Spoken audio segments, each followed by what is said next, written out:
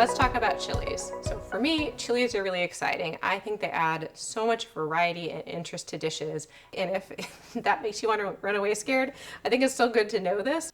You might find that you can expand your palate to some milder chilies and they're not all the spicy serranos like we have here. But there are a whole variety of dried chilies as well. So the techniques I'll show you for chopping serranos really work for any spicy chili like jalapeno or others that you can buy fresh at the market. And then if you're trying to branch out into some other styles of cooking, you can use these spicy chilies called chili de arbol. They're smaller, shorter ones that look pretty similar that are bird chilies used in Thai cooking. We have a dried New Mexico chili.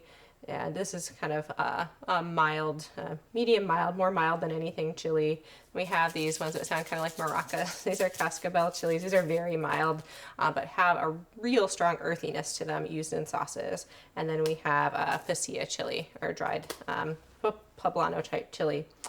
When you're working with dried chilies, you're usually going to toast them either in a little oil or with some dry heat, just until they become soft and pliable so they don't crack like they will here where they're totally dry. And they're often soaked to partially reconstitute them, and then they're blended into sauces or salsas. So I won't demonstrate that today. Again, we're going to show knife skills with the fresh chilies, but just wanted to introduce you to some others as well. So what there was freshest looking at the market was serranos. One of these is a bit spicier on average than a jalapeno, but they also often are also smaller. So a lot of times you can kind of interchange them in a recipe, but there can be a wide variability in the amount of spice in any given chili. Like I might get one today and it has a certain amount of spice. I might go next week or just to a different market where that chili was grown somewhere else, and it might be a totally different spice level. So if you are not afraid of it, I would recommend, just taste a little bit or taste a little bit in the cooking that you're doing. See if the spice level is right, and just remember you can always add more, but you can't take away. So, err on the side of too little if you need, and then have a good chili sauce that you like at home, so that if you have people of varying palates at home, like little kids who might not want much spice and older people that want a lot, you can make it real mild and then just season to taste with something a little spicier at the table. All right, so I will either use my 8-inch chef's knife or my paring knife for this, and the first thing you want to do is cut off the stem, so I'll cut that off. And then the rest of this is edible. This white pithy part that you can see in the middle of the chili is usually the spicier part. The green is actually a little less spicy. So unlike the bell peppers where we wanted to get rid of the white pith because it didn't have much flavor, there's not so much flavor, but there's a lot of heat there in these chilies, and a lot of the flavor is actually in the green part. So I will actually go work with my paring knife. I'll slice it the long way just so you can see it a little bit easier. You can see that there's the white pith holding the seeds in there. Now I'm going to slice it one more time lengthwise so I get quarters.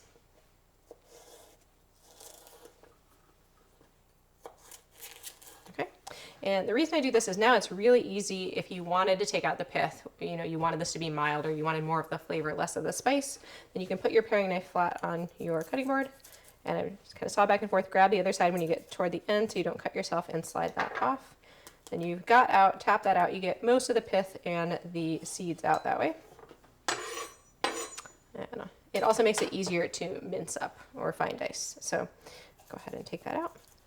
I'll often take them out just so that I can mince this up easier, and then I could always chop up that pith separately and put that in if I want that heat. But it's really up to you, depends on how you want to do your chopping.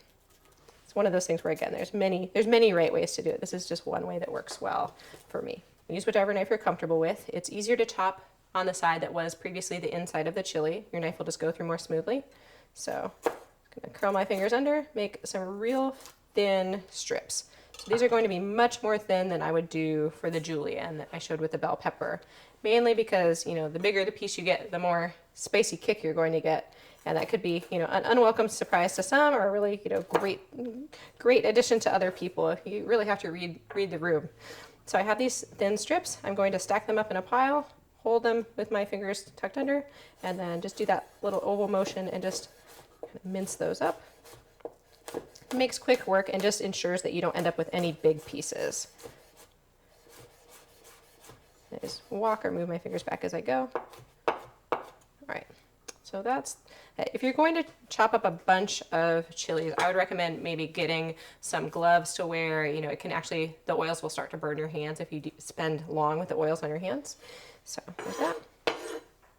And then again, if you wanted to add the heat to those, to a dish, and you wanted to keep those middle parts, then I would just, you know, kind of mince that up. And so now I'll do it the faster way. So you've seen the slow, you know, doing the oval. This is what it looks like when you do it a little faster.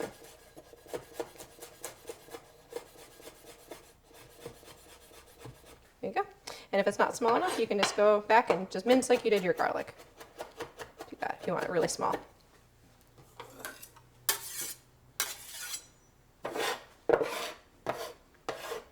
And of course, if you want, you know, if you're someplace where you want, you know, big slices, or you're going to pickle this, maybe make escabeche, a pickled vegetable dish. If you want to leave it whole, you can, or if you just want some round slices. This, even though it's round and, you know, it could roll around, you can get pretty good control because it's so small just by, you know, holding some fingers on either side and wanting to hold it down in the middle and make some nice slices. Just walk your fingers back as you go. And then you have to pick your knife up off the cutting board a bit to really get in there and get the slices. And you just use your fingers to guide and space how thick you want the slices. There you go. So there we have some collection of beautiful fresh and dried chilies. We have our minced, both the green part and the center of the serrano pepper, and then some rounds if we're going to use it in a pickle or cook it.